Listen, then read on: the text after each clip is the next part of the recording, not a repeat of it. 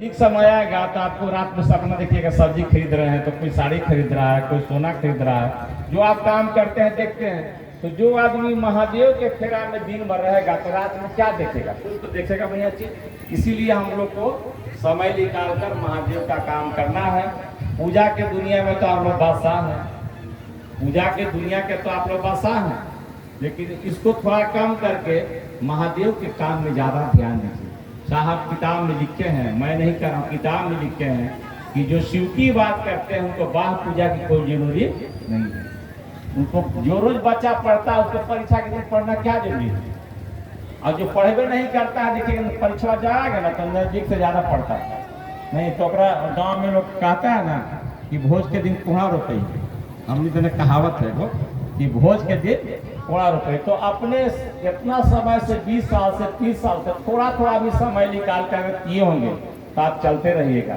इसको लोभ से मत कीजिएगा। साहब तीनों सूत्र में लिखे हैं कि हे शिव आप मेरे गुरु हैं, मैं आपका शिष्य हूँ, मुझ शिष्य पर दया के कोई स्वार्थ नहीं रहे। शिव चर्चा हम लोग स्वार्थ से नहीं करें, निस्वार्थ करें। प्रणाम भी जब करें, जब भी आप प्रणाम कीजिए कोई स्वार्थ मत, निस्वार्थ से। शिव जी पर जल भी चढ़ाइए, कोई स्वार्थ मत रखिए। आपके घर में कोई आदमी आया है, अब इसीलिए उसको खिला रहे हैं मिठाई, इसीलिए उसको मिठाई खिला रहे हैं कि हमको पैसा दे, तो ये स्वाद खराब है कि नहीं? अब किसी घर में लगातार ये मांगने तो नहीं आदमी कहता कि बहुत खराब आदमी है, खाली पैसा मांगता है, बोलता है कि नहीं बोलता है? तो जब जरूरी पड़े तो महादेव से दया मांगिए, नहीं पड़े तो महादेव से कहिए, सवेरे उठिए और कहिए कि हे महादेव इतना दया करते ना कि आप ही के काम हम दिन रात कर ही रहते। देखिए तब देखिएगा ज्यादा समय आपका महादेव के काम में बीतेगा।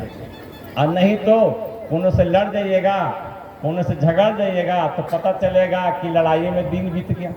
कभी कभी नहीं बीत जाता है। कोई सवेरे उठते हैं तो ऐसा आदमी का दर्शन करते हैं ना जिससे भोजन आदमी को नसीब नहीं होता, तो कहता है कि ऐसा आदमी के सवेरे मुंह देखे ना कि भोजन नसीब नहीं, तो सवेरे उठिए तो महादेव को जरूर प्रणाम कीजिए। हम तो आदत में डाले हैं, घर से चलेंगे तो महादेव को प्रणाम करके चलते हैं कि जा रहे हैं सरकार, फिर लौट के आएंगे तो फिर प्रणाम करते हैं कि आगे सरकार। देखिए तो नमः शिवाय क्या है? सांस आपका जा रहा है और नहीं आवे तो, जो सांस जा रही है और नहीं आए तो आदमी रहेगा, बैंड बाजा बज जाएगा। इसीलिए सांस जब आप लेते हैं तो नमः करते हैं, छोड़ते हैं तो शिवाय। आप एकांत में बैठ जाइए, जितना देर करना है एकांत में बैठ जाइए और लगे, एक विधि से भी साहब बताए थे हम लोग को कि लगे कि नमः आ रहा है शिवाय जा रहा है, ऐसा भी अनुभूत हो।